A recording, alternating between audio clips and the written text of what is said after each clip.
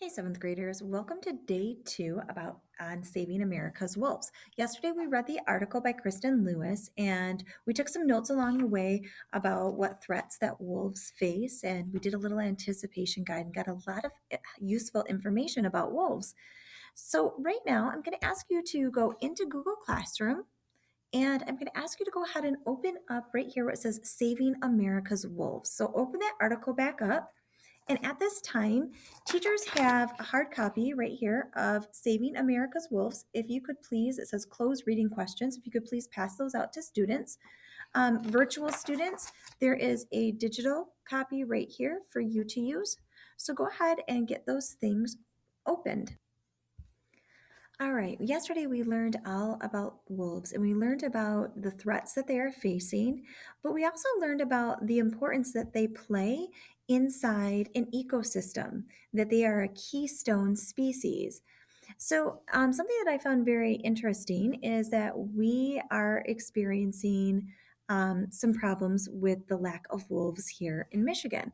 And so, as I was looking, there was a news article, a little broadcast about how we need wolves to get things in balance on Isle Royal here in Michigan. So, and that's an island up here. So I'm going to go ahead and play you this clip so you can see a current day connection.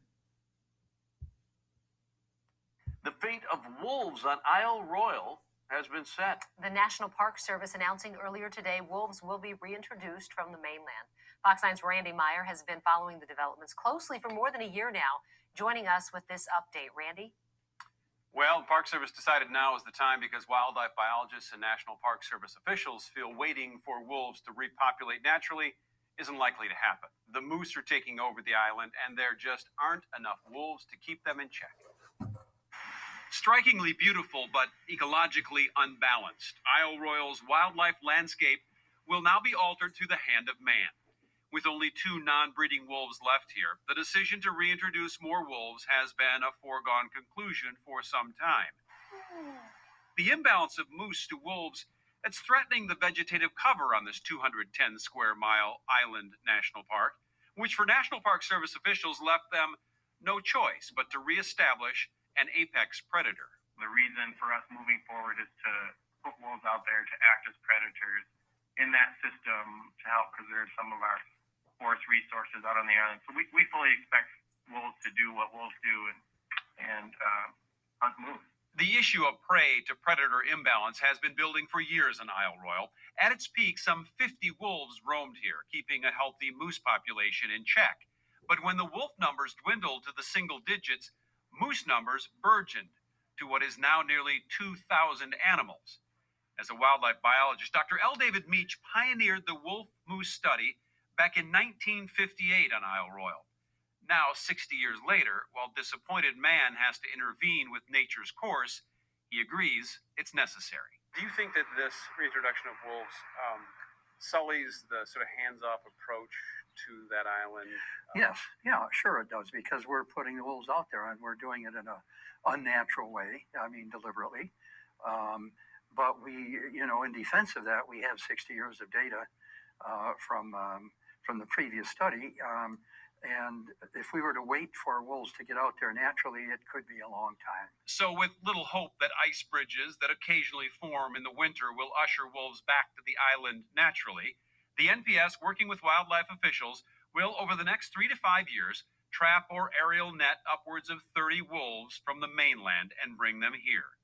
Packs will form, and wildlife biologists say nature will, over time, once again, create a balance between predator, prey, and island.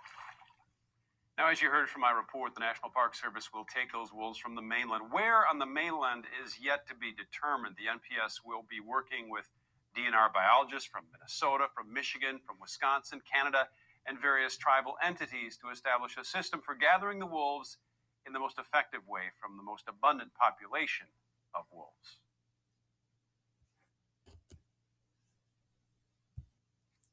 So it's very interesting to see how we here in Michigan, we need wolves to get out on that island and to get the moose population in check. And that will help several different animals and the vegetation on that island. And those are some of the same things that we were reading about right here inside this article.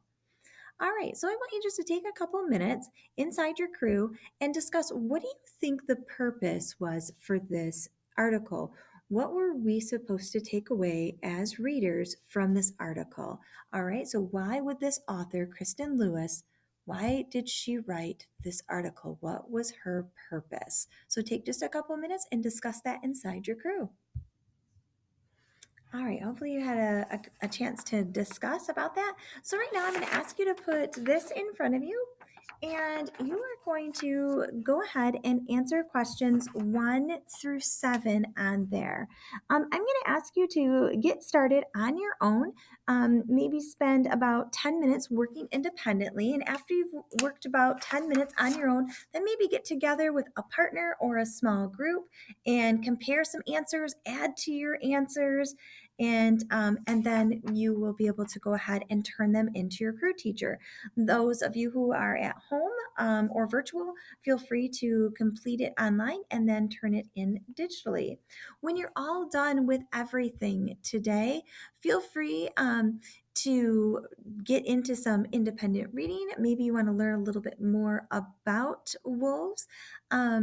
Or you could even go to the Binder Park website and take a look at their new wolf exhibit that they have at Binder Park.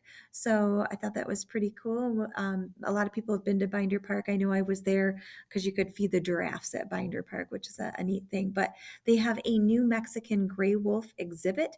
It's the second biggest exhibit at the zoo. And it started in 2019, and now it is a huge exhibit, and it currently has 3 wolves, and they're trying, of course, to get more wolves there. So if you want to, maybe you could check that out as well. All right, get your work done, and we'll see you back as we continue learning more and studying more through our animal articles. Have a great day, sailors.